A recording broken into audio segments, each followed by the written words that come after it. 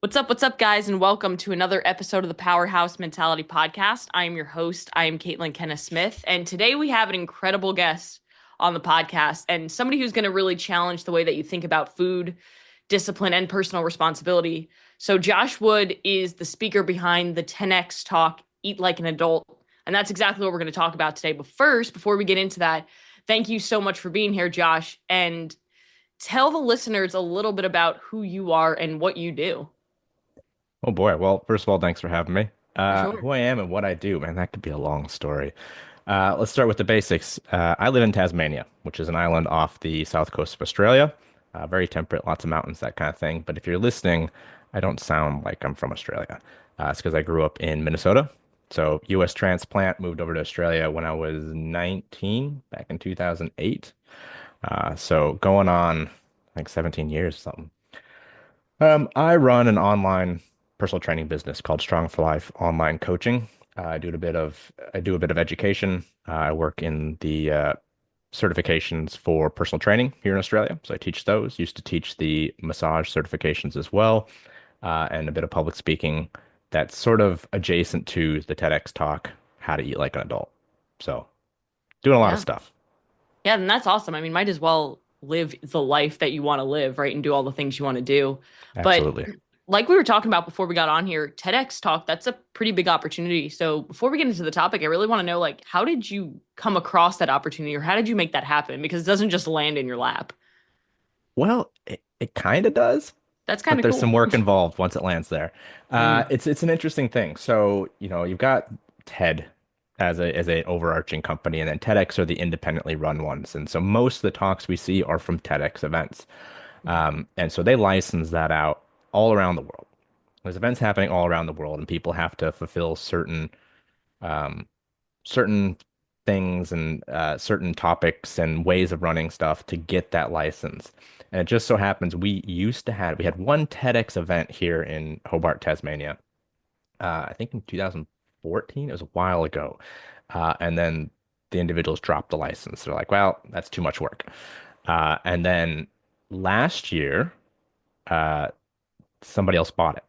And then basically, once it's up and running, they basically just put out information and say, hey, if you're interested in doing this, apply. And I'm like, okay, this could be interesting. Some friends were like, dude, you should just at least apply. It's like, okay, all right, I'll give it a go. Why not? Why not? I'll put an application in. And the application started about 6 or 7 months before the actual event. And I was like, okay, you know what? I've got some things I've been talking about for a while. I got some topics. I got some things I could say. And there was a theme. There's a theme to each of these events. And the theme was ripple effect. I was like, man, I'm talking about the ripple effect all the time. All right, how do I frame this? And so I just put in an application. And I was like, cool. If it works, it works. If not, oh well, it'll be fun. It was a fun process either way. And that's just a written application, like a job application, essentially. hmm Who are you? What are your qualifications? What do you want to talk about? How does it make sense with our theme? And so I put it in, and then a couple months later, I get an email. Hey, you've been shortlisted. I was like, oh, okay, cool. They're like, out of 300 plus applicants. And I was like, well, how do you get 300 people down here? And apparently it was people will apply for these from all over the world. So they had applicants Yeah. from California and Canada and the mainland. And I was like, cool, shortlisted's neat. And they're like, okay, now you need to do a 60-second video application. You need to pitch us your idea. And so I was like, all right, well, here we go. Throw this pitch in, another couple months, or maybe it was like 4 or 6 weeks. Uh, Send that in, and I get the email, and they're just like, hey, you're going to be talking at TEDx. I was like, okay, cool. So now I have like 3 months to dial in this 12 to 15 minute talk on this topic that I normally spend 3 hours talking about. Because hmm I've run how to eat like an adult workshops, usually at gyms and things like that, or community centers. And so I was like, okay, how do I get this massive topic where I usually talk about all sorts of nutrition basics and food choices into essentially 15 minutes? And Yeah. that was the biggest process. And so it took 6 months for this whole process before the event last year to come up with a what ended up being like a 14-minute talk. So lot of work and a lot of planning and practicing that went into just such this short period of time on a stage. Yeah. And that's really cool. Was that your first public speaking event other than like giving workshops and stuff? In that format, yeah, I don't think it's something that I would like to do a lot of. Like I've done a lot of public speaking since then, but it's Hmm. still more in that seminar workshop sort of Right. style. I've got an hour or so at least, usually going for about hour bookings, Hmm. where I can expand on topics a bit more as opposed to delivering a speech. Yeah. So that was a very interesting experience. And like one of my philosophies around education is like try and make things as simple as possible. And taking something that I would usually spend half a day going over and making it like the tiniest possible, like this is the most important aspects of this in 15 minutes Hmm. was a really big challenge because I feel like I have normally have to say so much, but you don't get the chance to explain yourself. You just say what you say and you walk off the stage. Yeah, especially with such a topic like nutrition, because I feel like you said, it's a sensitive topic for a lot of people. So Yeah. like people can get offended if you say the wrong thing, but also nutrition is something that people struggle with so much and they overcomplicate it. So to simplify Oh it, yeah. which is usually how you actually get results with nutrition, is to simplify it. But what does eating like an adult actually mean? Like, where did that come from? Uh, where did it come from? I've been using the topic for a while, using that term. And I actually got the inspiration for the term from another coach, Coach Dan John. He's a massive strength and conditioning coach for track athletes in the U.S. He's in his 60s or 70s now. He's been around for a while. Um, I just remember reading one of his books where he talks about people needing to eat like an adult, and it was, very, very different to us what I ended up using it as because it was talking about just like doing what you need to do, like act like Hmm. an adult, eat like an adult, be an adult. And I was like, I like that philosophy, but how can we turn it into something that's more codified? And so over the years, I started using that a lot with my own clients. It's like just eat like an adult. Like, man, you don't need chocolate and wine every day of the week. Like, just be an adult. Stop eating like you're a teenager. Hmm. And so I kind of used it to reframe my nutrition concepts around the relationship to food as opposed to like diets and calories, macros. Like that's that eating for performance, eating for body composition changes, it's different. But Hmm. the eat like an adult concept is more around the relationship to food.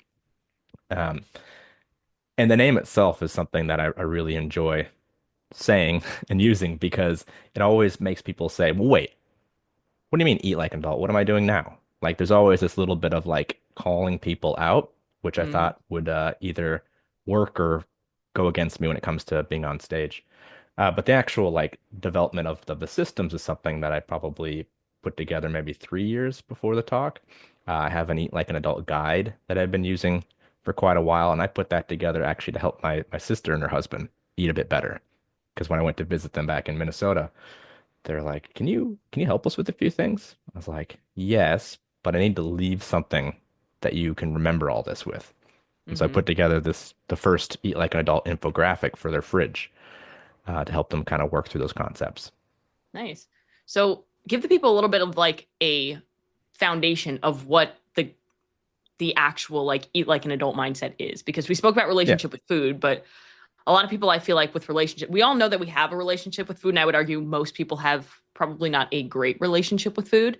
Yeah. But people think relationships, they think like social relationships. They don't think like, oh, I have a relationship with the food that I eat. But what are like the basic concepts that go into this philosophy?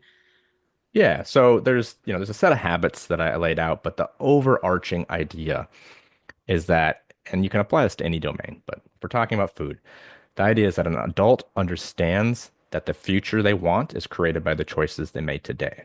So the idea is to bring in conscious decision making, and then whatever decision you make, an adult understands they have to take ownership of the outcomes. You cannot get away from the consequences of your actions. Kids think they can do that. Adults, they can't pretend that anymore. We all have consequences and we have to live with them. And too often people pretend that that's all outside them. It's not something they need to come to terms with. So the idea is trying to bring conscious decision making back into our food choices and understanding that every single thing that we do has a consequence and an adult takes ownership of that. Hmm. So it really comes down to just taking personal responsibility for the choices and the food that you're eating. Yeah, it really does, which sounds so simple, but it's such a challenging thing for people and a potentially offensive thing to say. Yeah. Why do you feel like people struggle so much with the relationship with food? I think a lot of it is there's two sides to it. So there is the evolutionary psychology of food and what it is for humans. Hmm. There's the fact that it's a massive part of our social interactions. Food is social. It's also highly emotional. It makes us feel a certain way, and a lot of people basically just eat for what makes them feel good in the moment, which is a very monkey brain thing to do. Hmm. And we gotta kind of overcome that. So that's a hard thing to do because it's against our nature. The other side is the lingering habits that we learned from our parents, or whoever raised us, the lingering habits around food that we mimic when we're kids, and combine that with the teenage rebellion that so many adults still live with, where they're like, "Well, I'm an adult, I can eat whatever I want." It's like, yeah, you can, but you're not free from consequences, which is, Hmm. comes back to the framing of the whole talk, where there's a billion people worldwide that are obese, and it's now a greater risk to world health than hunger is. Like we're eating ourselves to death. That's crazy when Uh, you really think of it like that. it's wild. I mean, because Hmm. I read the study that came out early last year, and I was like, that's insane. For all of existence, we've tried not to starve, Hmm. and now we are eating ourselves until our hearts stop. Hmm. Like it's just mind blowing, and the fact that a good portion of this, 390 million of these people are adolescents, people Yeah. under 18. Hmm. 37 million kids under 5 are overweight. Like, how does that happen? And I read Hmm. through the study and I looked at, obesity rates have quadrupled since 1990, and like everything's just getting worse and worse and worse. And I go, well, where does it start? Well, it starts with parents. It Yep. starts with adults because we all learn how to live by mimicking the adults in our lives. Hmm. Yeah. So, how does this mindset of eating like an adult, how is it different from maybe other diets and other meal plans that maybe people have tried in the past that maybe didn't work for them, whether it be like just typical diet culture or restrictive meal plans? How does it differ? Um, it's less precise and it's more personal. The Mm, idea is there is no I'm not dogmatic about diet. Like if we want to yeah. work on body composition changes, we want to work on fat loss, we're going to get specific because that is the Hmm. most accurate way to do that. But if you're just looking to have a generally healthy diet, learning to understand the consequences of your actions is the very first step. And it can apply to any diet. Like if you have a religious diet, if you have an ideological diet, if you have food intolerances, it doesn't matter. You can use any diet, but it's about how we interact with the food that's most important with Hmm. the eat like an adult system. Hmm. Okay. So now with this system, what are some practical ways that maybe you have found with your clients or people that you work with that could help them make better food choices without kind of falling into those extremes? Because I find that that's something that a lot of people do struggle with is Yeah. actually creating sustainable results. Like they're like, "Oh, I'll figure it out once I get there," and then they can't figure it out, you know? Yeah. Yeah, this is where the 6 habits come into play. So like there's the eat like Hmm. adult concept. Like we have to take ownership of actions, but we have to start to, like you said, put some systems in place to make that happen. Uh, so there's these 6 habits.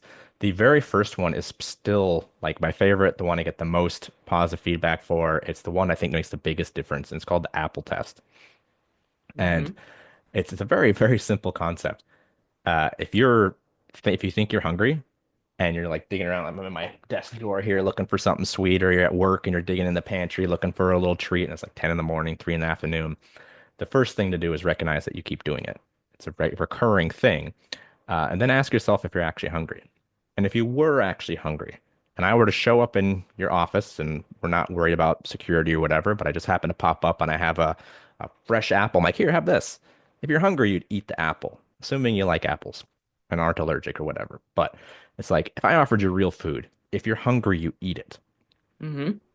If you don't want the apple and you just want the Snickers bar in your drawer, you're not actually hungry. You're managing a craving. And this is where we sort of get into that self-medication with food. Maybe you're tired, maybe you're stressed out, maybe you haven't been drinking enough water, maybe you haven't eaten anything all day, which often seems to be the case. Hmm.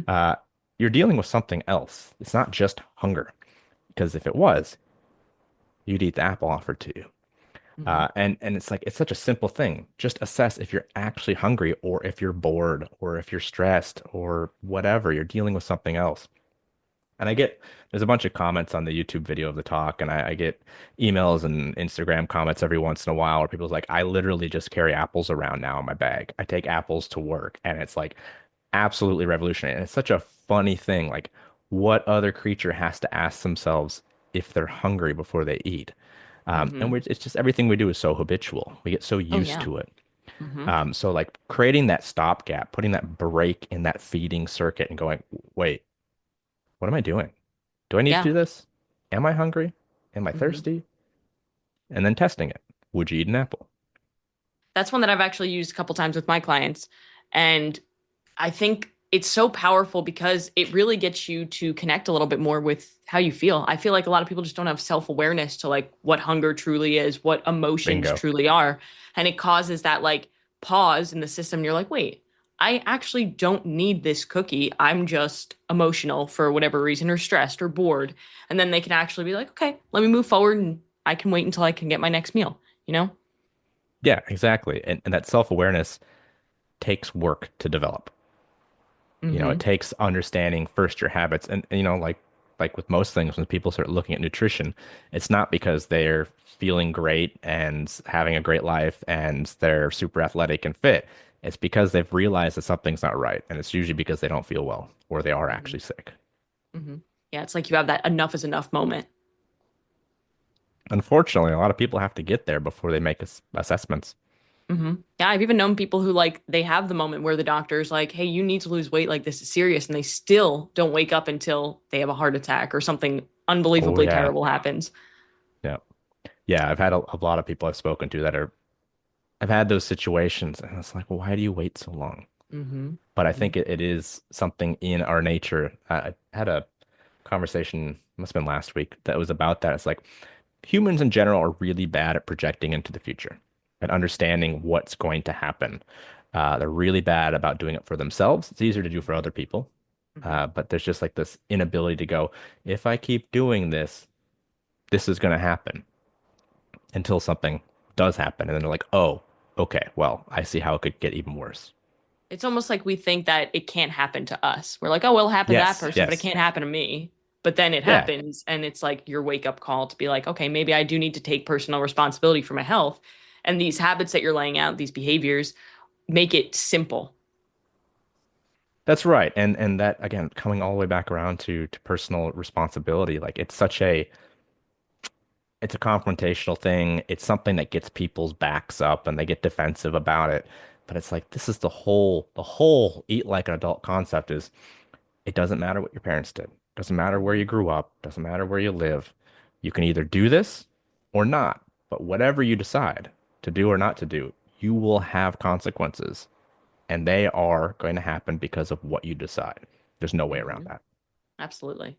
So, what are these other behaviors or that go into the eating like an adult concept so that people can really understand it? Yeah. So the Apple test is the like top first line of defense against bad decision making because it's like first recognizing if we're going to eat, are we hungry? Hmm. Now let's see if I can remember all these in order. The number of times I've gone through this and I still can't. I have to hold my fingers up and count them off. So we got Apple test. Next one is learning to choose better. So we often get into this like perfection as the enemy of the good situation, and so Hmm. you kind of go out and you go and go to go to McDonald's, and they're like, "Hey, it's 50 cents to get the bigger drink. You want to do that?" And it's kind of like, "Oh yeah, that seems like a good deal." And people do that because if you're getting a drink, why not get the bigger one? It's like, no, no, no, no. What are you doing? There's absolutely Hmm. no reason. That's not going to help you. All you have to do is do a little bit better every time you make a decision. That's it. You just choose a slightly smaller drink. And, 6 months later, you're 20 pounds lighter. Like it all adds up. But it starts with saying, I'm just going to do a little better Hmm. every time I make a decision. Choose a It's little like better.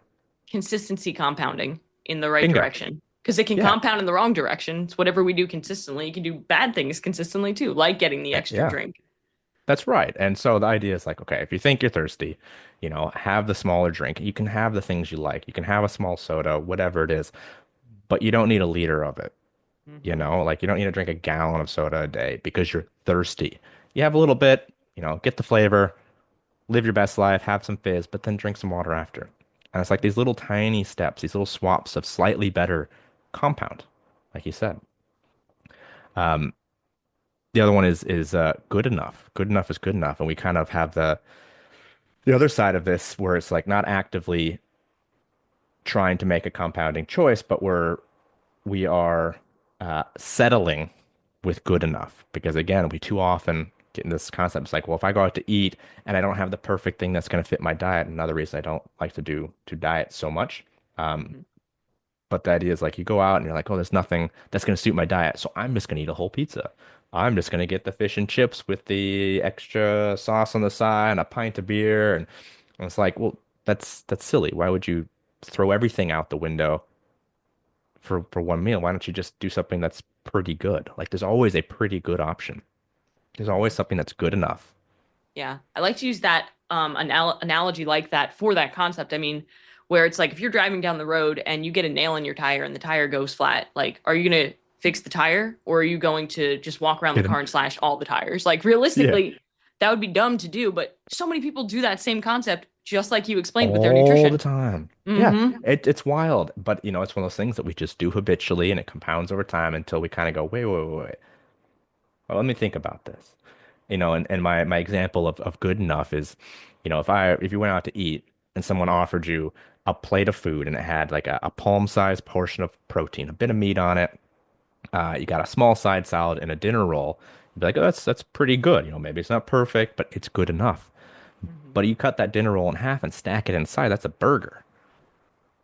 It's like we treat hamburgers like they're the most unhealthy thing in the world. It's not the burger. That's just meat, veg, and a bit of bread.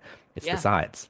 So it's exactly. like you can still go out and have something that's good enough, and it's not going to derail you too much, if you understand that good enough is good enough. It doesn't have to Mhm. be It's like an perfect. all or nothing mentality that people That's struggle with. right.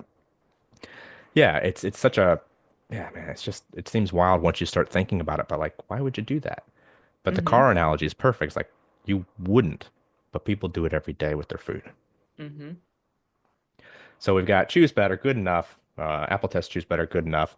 Uh, other one is don't eat your emotions. And it's kind of like saying that you're like, well, yeah, of course, but that's what we do every single day.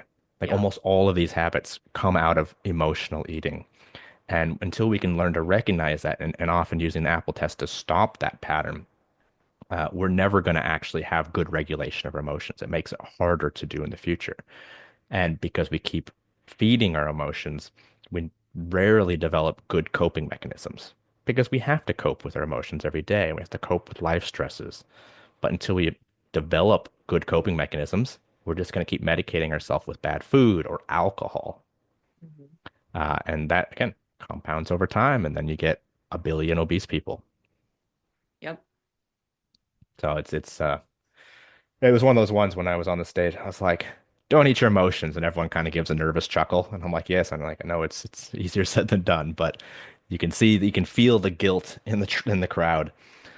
Yeah. Uh, And you're right, it is easier said than done because it's something that we do habitually or we do without even realizing it. Like you said, we need to just kind of stop the cycle and take a break in the habit. And once you break the habit and you start developing new habits or replacing them and habit stacking and doing all these things, then you can truly build a completely new life.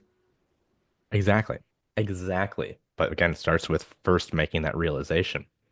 You have to kind of Uh, wake yourself up first.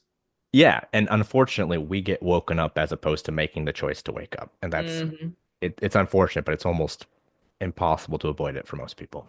Right. Unless it happens to someone else, and then you learn from their mistakes. Yeah. If you do choose to learn from their mistakes. Yeah, that's also a decision that's hard to make. Hmm. Um, fifth habit, treats or treats. So again, it's another one that gets a nervous chuckle when I explain it because, a treat is something that is special or earned, an occasion, gift, an event, but it's something that comes about from having accomplished something. Something has happened and you get a treat, a reward. But so often People forget that part. And so if you're eating, you're treating yourself to something every day or every week at the same time. It's not a treat. You're eating that block of chocolate every night. You're drinking that wine every night. It's not a treat. It's just your diet. And it's like once it becomes habit, it's not a treat. You didn't earn it. You don't get a treat for existing. You don't get a treat because you went to your 9 to 5.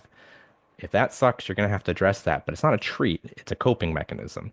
Hmm. A treat is like you got, you know, hit your sales target or you did something big at work or you went out and did something different and special and worthy of a reward. And then you go out and celebrate. That's a treat. But if it's happening every day, every week at the same time, it's just your lifestyle and it's just your diet. Yeah, I mean, I know a lot of people in, the health and the fitness space, like they can't go 1 week without having what they call a cheat meal. And it's like, Yeah. what did you do to earn that cheat meal? You were consistent with your diet for 5 days, you know? Yeah. And now you're not consistent. Yep. Now you threw out the window. Now you made it harder for yourself. Hmm.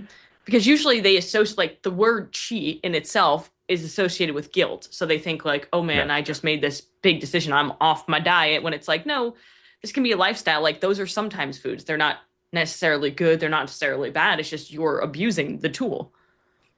Yeah. And if you just admit it and go like, this is just the way I want to eat and this is going to be part Hmm. of my diet and my lifestyle, you can manage that. But when Hmm. it's when you play the word games with yourself and you pretend it's something that doesn't count or it's unusual, it's a reward, but it's like every Saturday night you have a cheat meal. It's not a cheat meal. It's just whatever you want to call it, a refeed, a power feast, just a relax and kick out with your friends. Like that's fine, but just understand what it is and stop trying to Hmm. pretend it's what it's not. Hmm. Um, where are we up to? That's five. Habit six. Yep. Mistakes happen.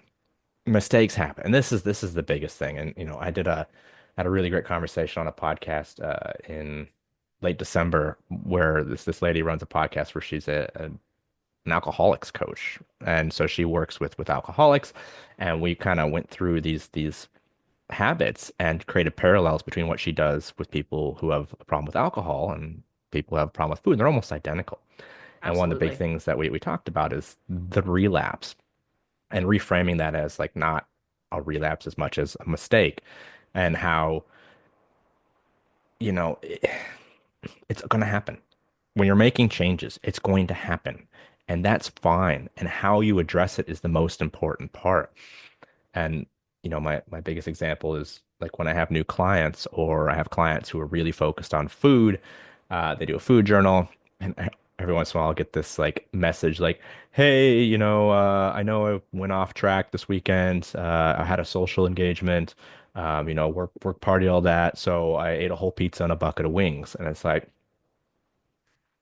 how many pieces of Doesn't even make pizza, sense. how many wings make it social? Like, is it not Yeah. social if you eat one slice of pizza? Is it not Hmm. social if you eat a handful of wing? Like, what does that even mean?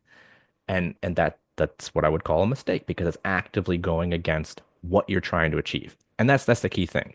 If you're trying to achieve something and you do something that's making that harder, that's a mistake. It's parents going to the birthday party with the kids and they have a slice of cake and then they decide to eat you know, three plates of junk food and cake because they had the one slice and they throw everything out and it's like, no, it's just a mistake. Just leave it at that. Don't compound the issue and start again tomorrow. Hmm. It's a speed bump. It's not the end of the road. It's not a reset. I always have these conversations with clients too, like, oh, I'll reset on Monday. I'll reset. It's like you're not resetting. It's the same path that you're walking. You just had a speed bump. Stop playing this reset game. Stop trying to Hmm. put it off. Stop compounding it. Just accept the mistake. Accept the consequences of your actions, Hmm. and then do better tomorrow. Yeah. It's And once like, we learn from that, we can do better. and it's like, people always say like, oh, I fell off the wagon. It's like, no, there's no wagon. You didn't fall off anything. You just, like you said, you hit a speed bump. Like, no big deal. We're fine. You just need to continue moving forward. And people like to hone in so much on their last decision Mm. that they forget, like, hey, we need to make decisions, like focus on what's right in front of you. Yeah. Is the wagon in the room with you right now? It doesn't exist. Yeah, It's not it's real. it's your own excuses, basically. Yeah. Yeah. You just next meal is a whole new starting point. Cool. Just do Hmm. better then. Do better in the morning. But yeah, it's again this accountability and understanding compounding decisions and outcomes, and then just taking ownership. You chose to do this because you thought in the moment it was a great idea, but if you don't recognize that, you won't change it in the future. Hmm. Yeah, no, I've heard like, I forgot who said it, but wherever you point the finger of blame is where the power goes. So if you continue to point the Mm, finger at this person, that person, this thing, that's why I had that moment where I fell off, where it's like, no, no, no, point it back at yourself so you can give yourself back that power to make it different, to make it change. yeah, but that's scary. Yeah, That is exactly. daunting to a lot of people. Like if Hmm. the power is in your hands, then everything that happens is your fault. Yes, absolutely. And that's why people get so afraid to change because they think that it's going to be this overwhelming thing that they can't handle. But if you just try it, you'll see that it's not as daunting as it actually looks. Yeah, and then you actually start to enjoy your life and feel good about it and make changes and feel like you have power over those outcomes. Mm-hmm. Mm-hmm. Yeah. No, I love all this. And I think that like all six of these things that you just went over, they're such simple mindset shifts that people can do today to Yeah. start making a change, you know? Yeah, exactly. And like my whole idea was like what and it's an interesting thing because it's like we probably every health and fitness coach probably talks about some aspect of that. Mm-hmm. And it's like these are At not least the good new ones, things. you know? Yeah, yeah, yeah. You'd hope. And we might use different words and, we might explain it differently and have different examples, but we kind of use a lot of these things all the time.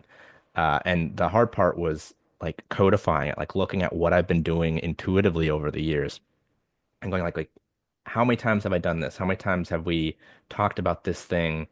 Like, how do I write that down? How do I word that so that I can just put it on an infographic that someone could put on their fridge and it helps them remember what to do? And the whole idea was like, how do I simplify it? How do I make it uh, something that people can relate to and understand intuitively without a lot of explanation, without having to learn anything about nutrition, without having to start counting macros and calories, which I'm totally for if it suits your goals. But at the base level, the habits work and they help you create a better relationship with food and an understanding of how to take power back around food. Yeah. At the base level, you just need to learn how to eat and eat like an adult at that, you know? Exactly. And it was just one of those things that like makes sense to those of us that have been in this industry for a while and using these habits intuitively or coming up with variations of it.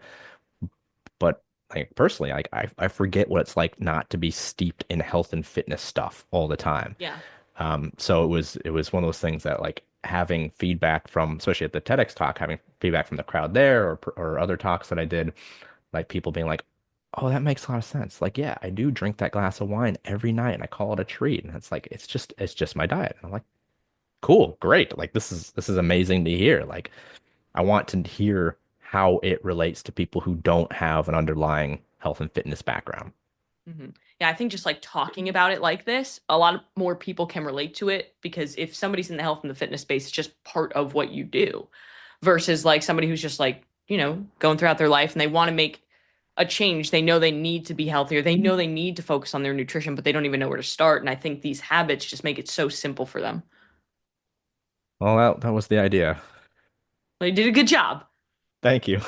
Yeah. Appreciate that. Well, what do you feel like is the number one takeaway that you want people to remember from this conversation or from the conversation of eating like an adult? Honestly, I think the biggest takeaway, aside from just eating more apples, is Yeah. that Apples are you great anyway. they're great, great food. There you have a choice. You have a choice and you have power. Like my thing is always trying to frame things in a positive light, and try to get people to feel like they have power in their lives. Because most common philosophy in this day and age is about trying to become the biggest victim possible. And it's like, no, no, no, no. Like you have power. You have choices. You have outcomes that you can create. And I wanted to, like, I went in there saying, hey, you guys all eat like kids. But the idea was like, no, actually, you have a lot of power over your future. You literally shape your future with every bite that you take. And I just want people to go like, oh yeah, like I can shape my future. The future is what I am going to make it. Uh, Hmm. And I see that as a very empowering thing. And I hope that people will take that away and be like, oh, yeah, whatever the future holds for me, I'm going to shape it. Yeah, I mean, that's a great perspective to have. It's like so many people feel out of control with food when it's like, no, you have control. You just need to remind yourself that you have that control.